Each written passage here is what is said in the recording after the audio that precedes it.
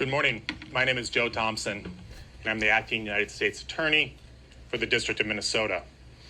Late last night, the U.S. Attorney's Office filed a complaint bringing an array of federal charges against Vance Boelter for his horrific attack on our state and our elected representatives. Political assassinations are rare. They strike at the very core of our democracy. But the details of Boelter's crime are even worse. They are truly chilling. It is no exaggeration to say that his crimes are the stuff of nightmares. Boelter stalked his victims like prey. He went to their homes, held himself out as a police officer, and shot them in cold blood. Now, there's been a lot of information and misinformation out there about Boelter's crimes. We have filed a detailed 20-page complaint and affidavit that sets forth what happened in this case. I'd like to share some of that information with you now. In the early morning hours of June 14th, Boelter went to the homes of 4 Minnesota state politicians with the intent to kill them. Boelter first traveled to the home of Minnesota State Senator John Hoffman in Champlin, Minnesota. Boelter arrived at the senator's home disguised as a police officer. He arrived in a black SUV with emergency lights turned on and with a license plate that read police. Boelter wore a black tactical vest and body armor. He carried a flashlight and a Beretta 9mm handgun. He also wore a hyper-realistic silicone mask. Senator Hoffman had a security camera. I've seen the footage from that camera, and it is chilling. Boelter knocked on Senator Hoffman's front door and repeatedly shouted, "This is the police, open the door." Senator Hoffman and his wife, Yvette, came to the door. When they opened the door, Boelter shined the flashlight in their faces and said there had been a shooting reported in the house. Boelter asked if they had any weapons. When Boelter lowered his flashlight, which he had shined in their face, they realized that he was not a police officer. They shouted out, "You're not a cop. You're not a police officer." Boelter then announced, "This is a robbery," and forced himself into their home. When Senator Hoffman attempted to push Boelter out and stop him from entering his home, Boelter shot him repeatedly.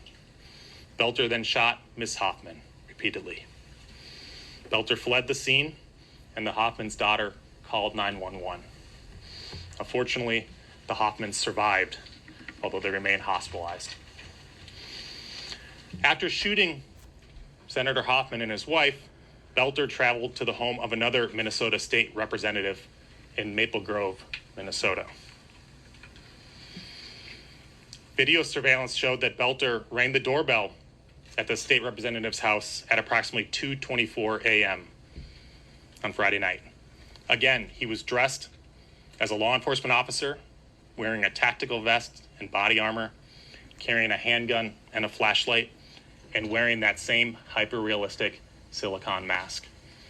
Again, the images, as you can see on the screen, are haunting. Now, fortunately, the state representative was not home. She and her family were gone on vacation, and so Boelter left. Boelter then traveled to the home of a Minnesota state senator who lived in New Hope, Minnesota. He parked in the street in that same black SUV with the police license plate. At about 2:36 a.m. on Friday night, after learning of the shooting of Senator Hoffman, New Hope police dispatched an officer to conduct a wellness check on the state senator who lived in New Hope. When the New Hope officer arrived at the scene, she saw Boelter's black SUV parked down the block with the lights on. The New Hope police officer believed that Boelter was a police officer who had been dispatched to the scene to check on the status of the state senator. The New Hope police officer pulled up next to Boelter in his car, rolled down her window, and attempted to speak with him. Boelter did not respond, According to the officer, he just sat there and stared straight ahead. So the New Hope police officer, who had been dispatched to the scene, proceeded to the state senator's home, and she waited for other law enforcement to arrive. When they did, by the time they did, Boelter had left the scene.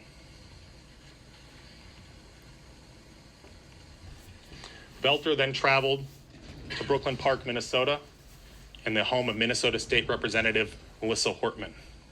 At approximately 3:30 a.m., Boelter arrived at Representative Hortman's house in his black SUV with the police license plates. He parked in the driveway and left the emergency lights on his SUV flashing, as if he was a police officer. Boelter approached Representative Hortman's home, again dressed as a police officer, wearing the tactical vest and body armor, and wearing that hyper-realistic mask. He was armed and carrying a flashlight. Before he entered the home, 2 Brooklyn Park police officers arrived at the scene. They too had been dispatched to check on Representative Hortman after learning of the shooting of Senator Hoffman. When they arrived at the scene, they saw Boelter's black SUV parked in the driveway with the emergency lights flashing, and they saw Boelter standing in front of the house several feet from the door. When Boelter saw the officers get out of the car, he drew his weapon and began firing.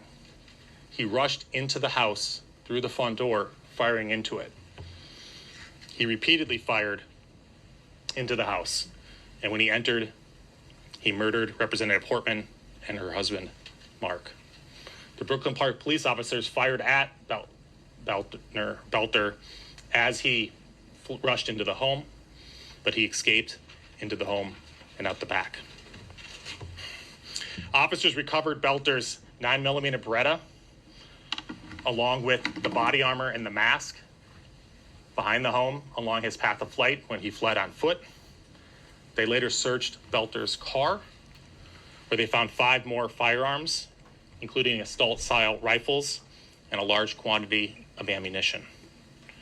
Boelter also had in his car notebooks containing a list of more than 45 Minnesota state and federal elected officials, including Representative Hortman. Now, Boelter planned his attack carefully. He researched his victims and their families. He used the internet and other tools to find their addresses and names, the names of their family members.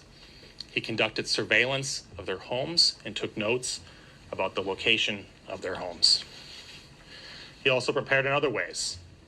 He concealed himself as a police officer, outfitting his black SUV with police lights and a police license plate, wearing a black tactical vest and body armor, carrying a police flashlight and a handgun. And of course, he wore that hyper-realistic silicone mask as seen on the surveillance videos. The video of his arrival and shooting of Senator Hoffman is truly chilling. Again, it's no exaggeration to say this is the stuff of nightmares. There's a photo of the firearms found in Boelter's abandoned SUV. Based on these crimes, we brought a federal complaint charging Boelter with an array of federal charges. Counts 1 and 2 charge him with stalking.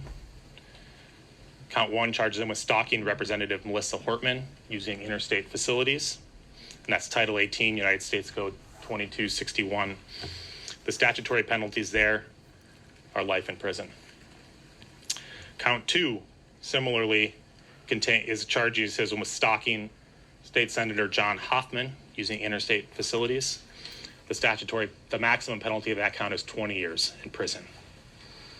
Counts 3 and 4 charge Boelter with the murder of Melissa and of the Hortmans using a firearm, but in violation of 18 U.S.C. 924J.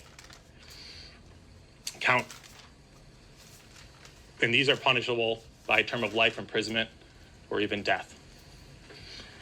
And counts 5 and 6 charge him with shooting the Hartmans and the Hoffmans using a firearm, and both of those counts also carry a maximum sentence of life in prison. Now, before I finish my remarks, I want to say a little bit about law enforcement and the manhunt that we've heard about the last 2 days. Over the past 48 hours, federal, state, and local law enforcement from throughout the state of Minnesota have worked together to carry out the largest manhunt in Minnesota history. Now, a lot has been said about law enforcement in recent weeks, but make no mistake, the men and women of our federal, state, and local law enforcement put their lives at risk and on the line to keep Minnesota safe. They work tirelessly, day and night, to make sure that the tragic events of Friday night ended without further violence or bloodshed. We owe them all a debt of gratitude, and they will forever have my respect and admiration.